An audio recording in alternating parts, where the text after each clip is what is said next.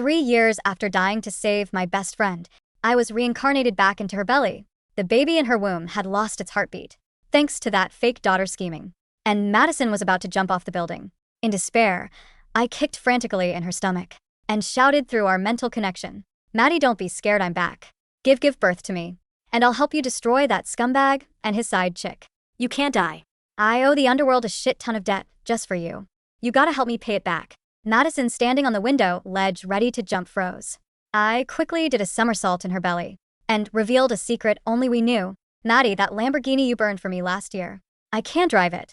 Remember? I don't have a license. And that mansion with a pool and all those male models, I sold them all. I'm literally bankrupt just to come find you." Madison was so shocked by my voice, she couldn't speak. She looked down at her belly, then laughed bitterly at herself. "Emma, I must be hallucinating because I miss you so much. Wait for me, I'm coming to find you." She leaned toward the window again. "Don't be stupid, Madison Parker. It's really me I've reincarnated to find you. If you die now, I'll lose everything. Not only will I have to go back and pay my debts, but no one will burn luxury villas and money for me anymore." I shouted desperately through our mental link and made a heart shape on her belly. Madison's swollen eyes, puffy like walnuts, widened in shock. "Emma Collins, is it really you?" I quickly gave her belly a gentle kick. "You dumb girl. This isn't a hallucination. It's me. I really came back. I went through hell, getting loans and pulling strings in the underworld to save you. And you want to kill yourself? Are you trying to ruin me completely and hand the victory to that low-life homewrecker?" Madison covered her face and sobbed. "Wow, Emma, I don't want this either. But Sophie Miller is already pregnant with Derek Blackwood's son. That's why she dared to attack me. The Blackwood family only wants a male heir. Nobody cares about my daughter." I laughed smugly and wickedly. "That's why I paid extra to change genders. Don't worry, watch me destroy them." Looking at Madison's bloodless face, her swollen dark eyes, messy hair, and wrinkled pajamas, my heart ached terribly. She had once been a bright, lovable little princess. "Maddie, trust me. Give birth to me and watch how I torture those assholes for revenge." She finally stopped crying, amused by me. "Okay, I believe you. Good.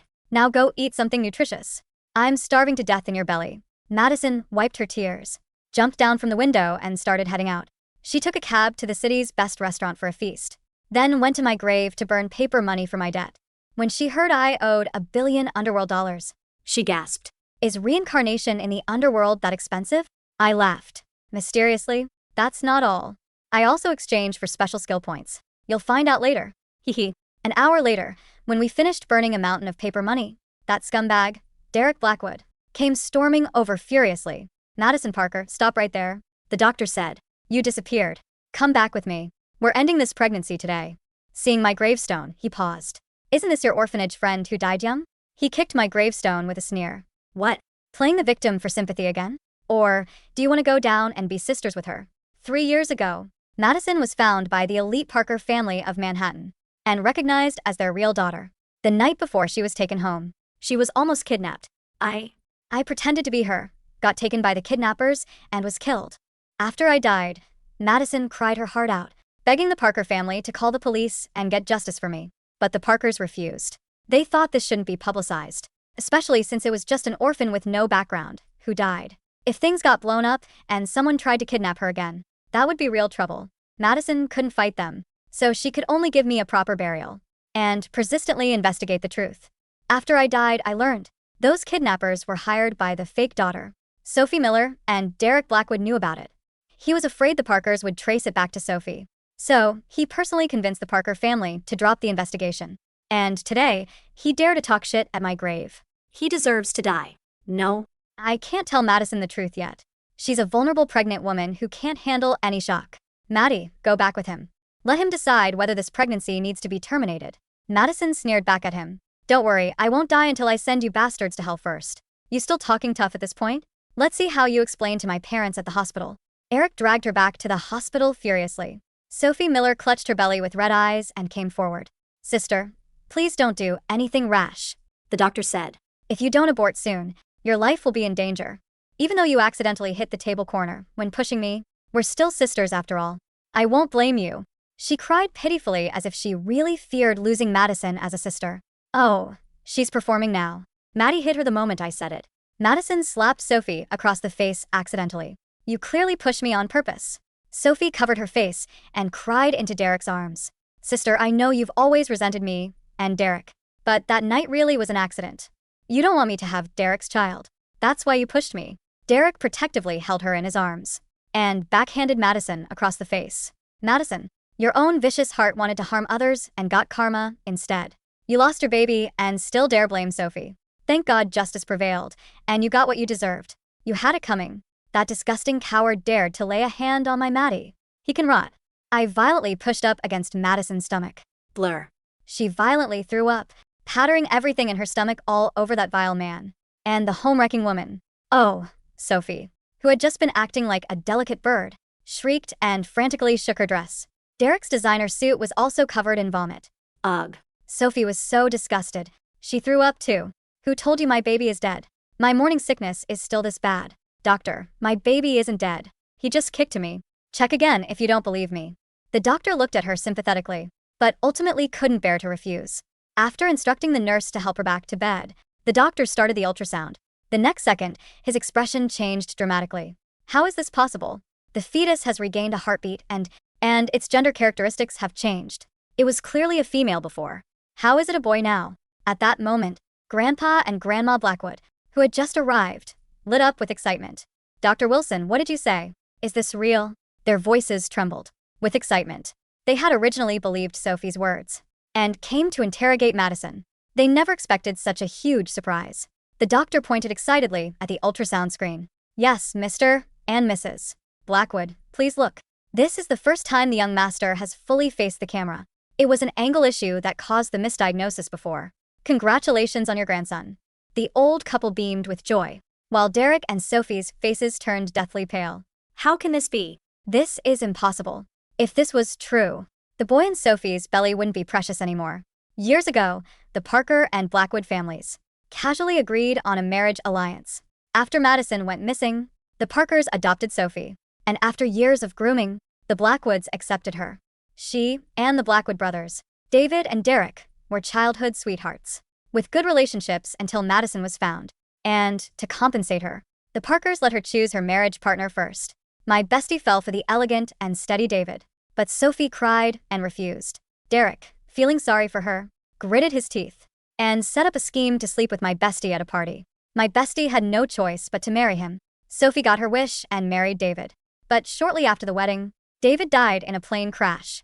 Her dream of being a wealthy wife completely shattered. So she set her sights on the sole heir, Derek. Not long after David's funeral, she used the excuse of needing company. In her grief to drug Derek's drink after one wild night, she actually got pregnant before my bestie. When Grandpa Blackwood found out, he was furious and wanted to force her to abort. But Derek protected her with his life. Sophie is carrying my child. If you hurt the baby, I'll kill myself. Dad, can you bear to see the Blackwood line end? Grandpa Blackwood backed down to cover up the scandal. They told everyone Sophie was carrying David's posthumous child. But unexpectedly, my bestie also found out she was pregnant 2 weeks later. 6 months into the pregnancy, Sophie kept scheming against my bestie behind the scenes. She also relied on carrying a boy, while my bestie had a girl, to brainwash the in-laws. Fortunately, the Blackwood elders always felt guilty toward my bestie, so they still took care of her. Now, seeing both babies were fine, the old couple started praying. Thank goodness. Thank goodness. Doctor, did you make a mistake? You said before. My sister was carrying a girl, and the heartbeat had stopped. Sophie forced a smile, unwilling to accept it. Doctor smiled. The angle was unclear before, so we misjudged. The young master has a strong will to live. He's blessed to turn danger into safety. Sophie was so angry she almost passed out, clutching her stomach and crying out in pain. Derek quickly helped her to another room. I sneered in Madison's belly. I can't handle this. Your luck is still to come in the following months. Both Madison and Sophie entered maternity mode. Sophie's pregnancy was very difficult. Constant morning sickness, fetal movement, frequent urination, and insomnia. But I was exceptionally well behaved in Madison's belly, considerately trying not to squeeze her organs. Sophie's complexion grew more haggard and her temper more volatile, while my bestie was rosy-cheeked, glowing with gentle maternal radiance. During every ultrasound, I would cooperatively display myself from all angles. I would also interact with the Blackwood grandparents. When they watched, even the doctor was amazed. Oh my, the young master seems to be greeting his grandparents. This must be the blood connection. The young master really has a bond with you." The old couple beamed with joy, and Grandma Blackwood tentatively placed her hand on Madison's belly. The next second I did something that shocked everyone. I extended my little, round hand and pressed palm to palm with her through the belly. My good grandson. My good grandson touched palms with me. Grandma Blackwood trembled with excitement, holding up her hand with tears in her eyes. "Oh, old man, look. Our grandson must naturally be close to me." Grandpa Blackwood quickly pulled out his phone to record quick film. This child is so smart and connected to us. He'll definitely be the pillar of the Blackwood family." The couple eagerly planned my birth gifts. Sophie lurked outside the door, clenching her fists in anger. A vicious smile flashed across her face, as if she'd made some decision. Using some unknown method, Sophie managed to delay until she and my bestie gave birth on the same day. They both delivered at the Blackwood Corporation's private hospital. I had already adjusted my position early. The moment my bestie was lifted onto the delivery bed, using hands and feet with a plop, I slid right out. The doctors and nurses were stunned. I've never seen anyone give birth this easily. What an angel baby. I cried loudly in Madison's arms while winking at her. "Good, Maddie. Pretty awesome, right?" Madison held me crying and laughing. "Yes, my little angel. I love you." The Blackwood grandparents excitedly took me, and I instantly stopped crying, clasping my tiny pink hands together and bowing to them repeatedly.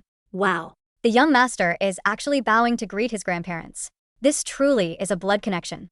Grandpa Blackwood excitedly stuffed a stock transfer document into my arms, while Grandma gave Madison the family heirloom jade bracelet from her wrist.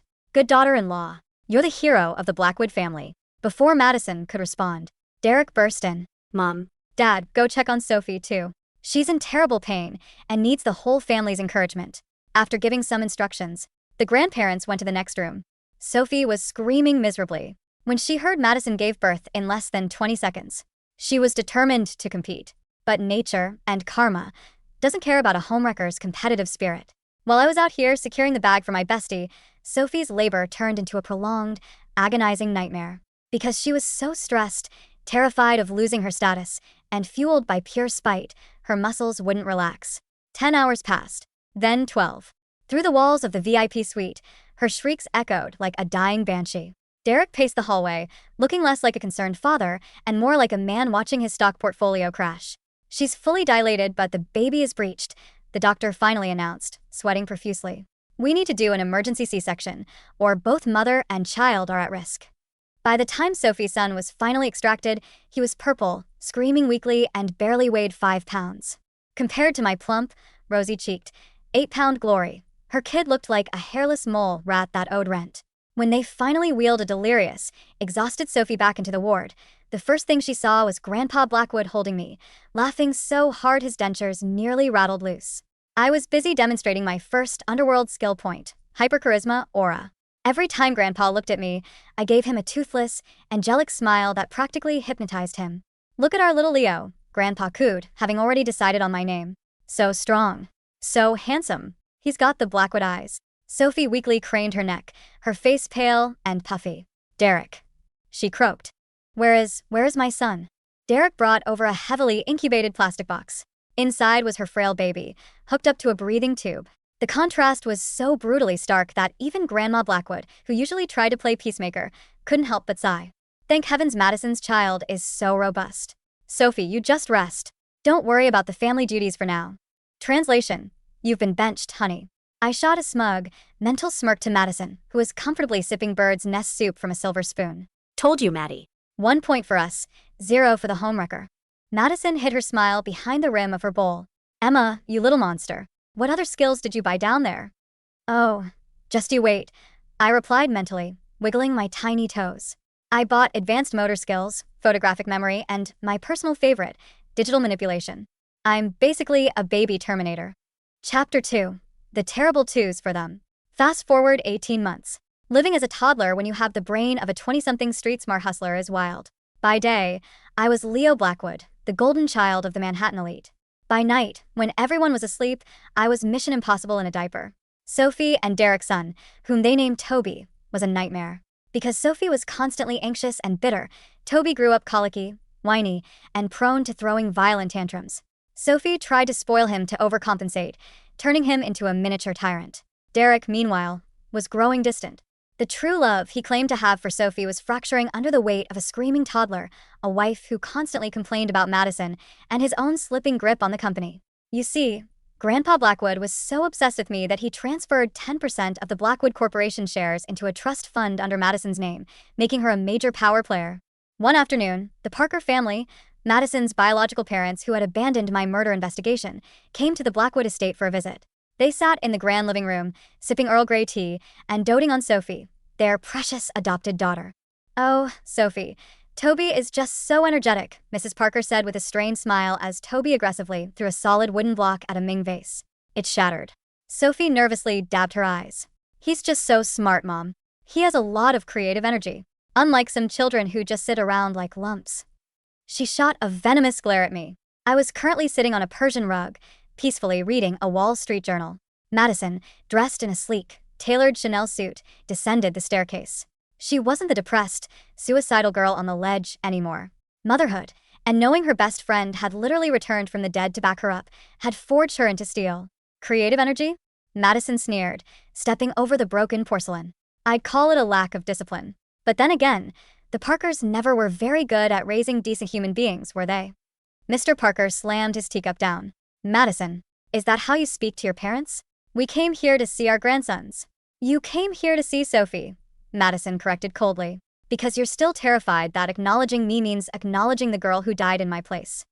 I felt a surge of warmth in my chest. "That's my girl." Sophie bit her lip, playing the victim. "Sister, please. Let's not bring up the past.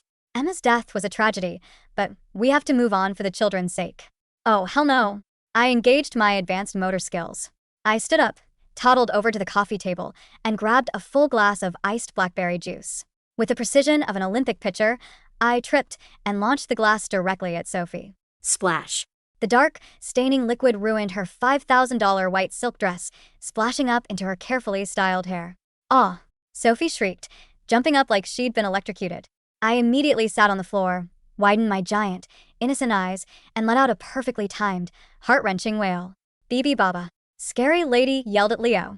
Grandpa Blackwood, who had just walked into the room, rushed over and scooped me up, glaring daggers at Sophie. "What is wrong with you? Screaming at a baby?" "He just tripped. He threw it at me," Sophie sobbed, gesturing to her ruined dress. "He did it on purpose. That little demon." "Enough," Grandpa roared. "If you can't control your temper, take your son and go to your room." The Parkers watched in stunned silence as the dynamic of the house became glaringly obvious. Sophie was losing her grip. As I buried my face in Grandpa's shoulder, I winked at Madison. "Oops." My hand slipped. Madison actually had to turn away to hide her laughter. Chapter 3. Digital Ghost. To truly destroy Derek and Sophie, splashing juice wasn't going to cut it. I needed the hard evidence of my murder. I knew Derek had bribed the police and the kidnappers 3 years ago. Men like Derek always keep insurance, blackmail material in case his accomplices ever tried to extort him. I just needed to find it. That night, utilizing my night vision and digital manipulation skills, I silently unlocked the bars of my crib. I was 2.5 years old, but I moved through the dark mansion like a seasoned cat burglar. I slipped into Derek's private study. The door was locked with a fingerprint scanner, but I had prepared for this. Earlier that day, when Derek was holding a glass of scotch, I had purposefully knocked into him, grabbed the glass, and smeared Play-Doh over his thumbprint. A little scotch tape, a little pressure, and beep, the door hissed open. I climbed onto his leather office chair and booted up his private laptop. Password protected. Cute, I thought. I placed my tiny hands on the keyboard. My digital manipulation skill wasn't magic. It just gave me an innate, savant-level understanding of code and encryption. My fingers flew across the keys, a blur of chubby baby hands executing a brute force decryption protocol I'd memorized from the underworld's archives. 10 minutes later, I was in. I scoured his hidden files. Deep in a folder disguised as Quarterly Tax Reports 2021, I found the Holy Grail. Audio recordings. Bank transfer receipts from offshore accounts. I clicked play on an audio file, turning the volume down to a whisper. Derek's voice. "Are you insane, Sophie? You hired those thugs to take Madison?" Sophie's voice, crying. "I just wanted to scare her. I didn't know they would grab that orphan Emma by mistake." "Derek, if the Parkers find out, I'm ruined. You have to help me." Derek's voice. "Fine. I'll wire the men $2 million to leave the country. But you owe me, Sophie. You belong to me now." Bingo. I didn't just stop there. I found an encrypted email thread between Derek and the kidnappers. The kidnappers hadn't just accidentally killed me when I fought back. Sophie had sent them a follow-up text, which Derek had screenshotted. Just get rid of whoever you caught. Dead girls don't talk. My baby fists clenched so hard my knuckles turned white. You vicious bitch, I thought. You didn't just cover it up. You ordered the hit. I pulled a micro USB drive out of my diaper. Don't ask, a spy has to improvise. Downloaded every single file and erased my digital footprint. Before I left, I decided to leave a little parting gift. I hacked into Derek's stock portfolio and subtly shorted his personal investments in a high-risk tech shell company, guaranteeing he'd lose millions by the end of the quarter. Sweet dreams, scumbag. Chapter 4. The Blackwood Gala. The trap was set. All we needed was an audience. 2 months later was the Blackwood Corporation's 50th anniversary gala. Everyone who was anyone in Manhattan was there. The Parkers, the mayor, business moguls, and the press. Madison looked breathtaking in a blood-red evening gown, a symbol of her rebirth. She held my hand as we walked the red carpet. I was in a custom miniature tuxedo, looking dapper as hell. Sophie and Derek arrived looking strained. Derek was sweating heavily. His secret investments had tanked that morning, putting him in a massive financial hole. Sophie was trying to save face, wearing diamonds that Derek had technically bought on credit. As the evening progressed, Grandpa Blackwood took the stage. Ladies and gentlemen, he announced, his voice echoing through the grand ballroom. Tonight, we celebrate 50 years of prosperity. But we also look to the future. It is with great pride that I announce the transfer of my remaining voting shares to my daughter-in-law, Madison, who will be taking over as Vice President of Operations. The crowd gasped. Applause broke out. Derek's face turned the color of spoiled milk. He stormed up to the front of the stage. Dad, are you out of your mind? She's just a woman who gave birth. I am your son, the heir. Grandpa glared down at him. You are a reckless fool who lost $30 million of your personal trust fund this morning on a foolish gamble. You think I don't know? Sophie panicked. If Derek lost his power, she lost everything. She grabbed a microphone from a nearby stand. This isn't fair. Madison has been manipulating you, Grandpa. She's unstable. Ever since her little friend died, she's been crazy. The room fell dead silent. Madison's eyes turned to ice. She walked slowly up the stage, taking the microphone from Grandpa. She looked down at Sophie, then at Derek. It's funny you mention my best friend, Sophie, Madison said, her voice echoing with lethal calmness. Because I've recently received a gift from beyond the grave. Showtime. I slipped away from the front row, toddled over to the AV control booth, and flashed my hyper-charisma smile at the technician. Mister, my mommy said to plug this in, I lisped, handing him the USB drive. The technician, charmed out of his mind, plugged it in. I hit the master override button. Suddenly, the massive LED screens behind the stage, which had been displaying the Blackwood logo, flickered and changed. A blown-up image of a bank transfer appeared on the screen. $2 million sent from Derek Blackwood's offshore account to a known cartel associate. The crowd erupted into murmurs. What is this? Mr. Parker shouted from the audience. Turn it off. Derek screamed, scrambling toward the AV booth. But Blackwood's security guards, loyal to Grandpa and Madison, easily restrained him. Then, the audio played through the ballroom's massive surround sound speakers. I just wanted to scare her. I didn't know they would grab that orphan Emma by mistake. Sophie's own voice, crystal clear, pleading with Derek. Fine. I'll wire the men $2 million. The color drained completely from Sophie's face. She collapsed onto her knees, shaking violently. Then, the final screenshot appeared on the screen. The text message from Sophie's number. Just get rid of whoever you caught. Dead girls don't talk. The ballroom exploded in chaos. Camera flashes blinded the room. Journalists were practically foaming at the mouth. Mr. and Mrs. Parker stood frozen in horror, realizing the daughter they had protected, the one they had favored over their own flesh and blood, was a cold-blooded murderer who had nearly killed Madison. No, it's a deep fake, Sophie shrieked, crawling toward Derek. Derek, tell them it's fake. Derek pushed her away violently. Get off me, you crazy bitch. I had nothing to do with this. Oh, you're going down with me, Sophie screamed, launching herself at Derek, clawing at his face. You helped cover it up. You married Madison just to keep the Parker family close while you banged me behind her back. They were tearing each other apart, literally and metaphorically, on the marble floor. I stood in the shadows of the AV booth, a slow, dark smile spreading across my toddler face. Revenge is a dish best served on a jumbotron. Madison looked down at them with absolute disgust. She pulled out her phone. Yes, detective? The evidence has been broadcasted. I believe you have officers waiting outside. The doors to the ballroom burst open. Dozens of NYPD officers flooded in, handcuffing a bleeding Derek and a hysterical Sophie. As Sophie was dragged away, her eyes locked onto Madison. You'll burn in hell for this, Madison. Madison leaned down, her voice a deadly whisper that only Sophie and I, through our mental link, could hear. Emma says hello from the underworld. She hopes you enjoy your stay in prison. Sophie's eyes rolled back, and she genuinely fainted from terror. Chapter 5. Paying the Piper. The aftermath was swift and brutal. Derek and Sophie were indicted for conspiracy to commit murder, wire fraud, and accessory to kidnapping. Because the scandal threatened to tank the Blackwood Corporation, Grandpa Blackwood ruthlessly cut all ties with Derek, legally disowning him. The Parker family, humiliated and facing public backlash for housing a murderer, tried to beg Madison for forgiveness. Madison didn't even let them pass the front gates of the estate. She sent them a single box of ashes from the fireplace with a note. "This is what remains of our relationship." As for Toby, Sophie's child, Grandpa Blackwood quietly sent him to a high-end boarding school in Europe. He would be provided for, but he would never touch a cent of the Blackwood empire.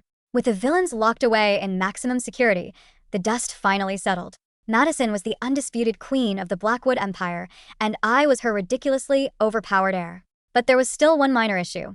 "Maddie," I said one evening, projecting my thoughts into her head as she tucked me into my race car bed. "We need to talk about my student loans." Madison paused, smoothing my blankets. "Student loans?" "Underworld debt, babe. I owe Hades and the boys $1 billion underworld dollars for this reincarnation gig. Plus interest. They're gonna start repossessing my kneecaps if we don't pay up." Madison laughed, a bright, genuine sound that healed a part of my soul. "Don't worry, Emma. I've got it covered." The next week, Madison took me to the largest private cemetery in New York. We didn't just bring paper money. Madison had completely liquidated Derek's personal assets, the ones she had seized in the divorce and civil lawsuit. She had used the millions to buy entire blocks of real estate, luxury yachts, and sports cars. Then, she hired a team of master craftsmen to build exact 1:1 scale paper replicas of a $50 million mega mansion, a fleet of Bugattis, and literal crates of gold bullion paper. She struck a match. The bonfire was so massive we had to get a permit from the fire department. As the flames reached into the sky, I felt a strange, glowing sensation in my chest. A little ping sounded in my brain. Underworld system alert. Debt of $1 billion satisfied. Account balance, plus $500 million. VIP status unlocked. Reincarnation penalties lifted. I let out a long, happy baby sigh. I was debt-free, rich in 2 worlds, and my best friend was safe. Madison sat down on the grass next to my physical grave, pulling my toddler body onto her lap. She rested her chin on my little head, watching the embers float up toward the stars. "We did it, Emma," she whispered, tears of joy reflecting the firelight. "You saved me. Again." I reached up with my chubby little hands and patted her cheek. I didn't use the mental link this time. I looked her right in the eyes and with perfect articulation, spoke my first full sentence out loud. "No, Maddie. We saved each other. Now let's go rule this damn city." Madison burst into laughter, hugging me tight against her chest. And as we walked away from the flames, leaving the ashes of our past behind, I knew this second life was going to be one hell of a ride.